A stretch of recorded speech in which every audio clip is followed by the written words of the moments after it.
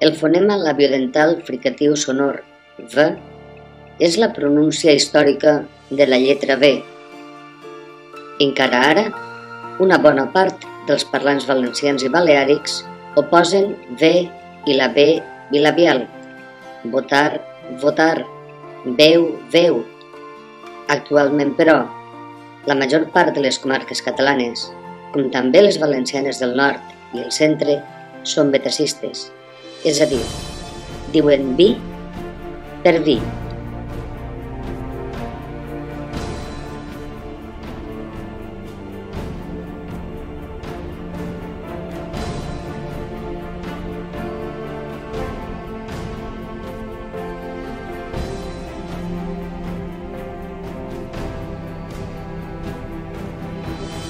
Els problemes que comporta la confusió betacista són diversos.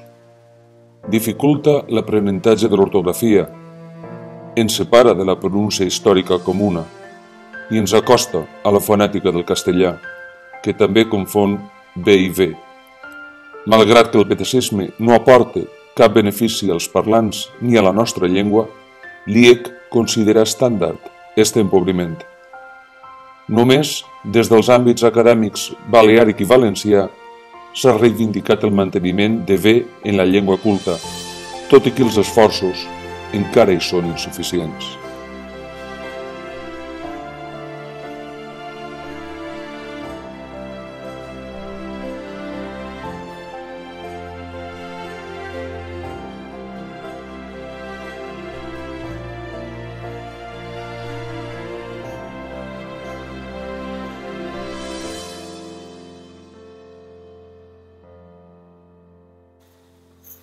Entre els parlants no betacistes, com en la llengua antiga, el fonema labiodental s'articula de manera semblant a la ez, però sonora, és a dir, veí, llívia, llava.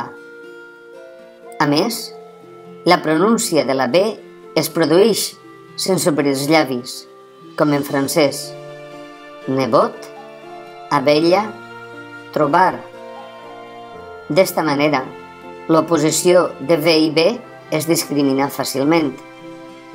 Una vella, una vella. En els parlars on penetra el betacisme, es produeixen dos fenòmens que n'impossibiliten el contrast. Per una banda, la V no sona estrident. Parlava, volia, i la B intervocàlica es pronuncia amb els llavis oberts. Acabar, la gossa. Estos productes acústics fan impossible discriminar B i V adequadament. Escolteu el contrast en un parlant tradicional no betacista. La vella, la vella. I ara, en un parlant que presenta V i B toves. La vella, la vella.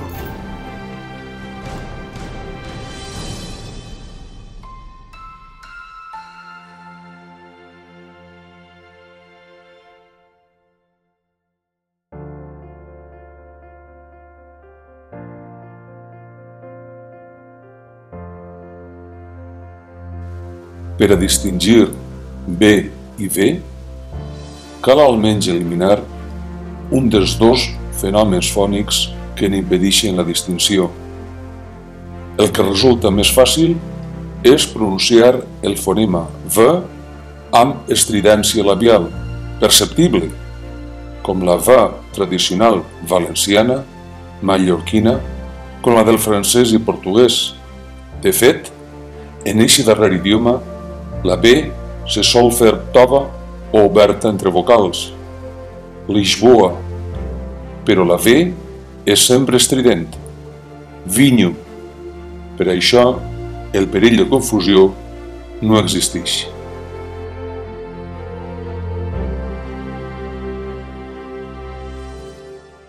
Escolteu a continuació uns texts que presenten el contrast de B i V.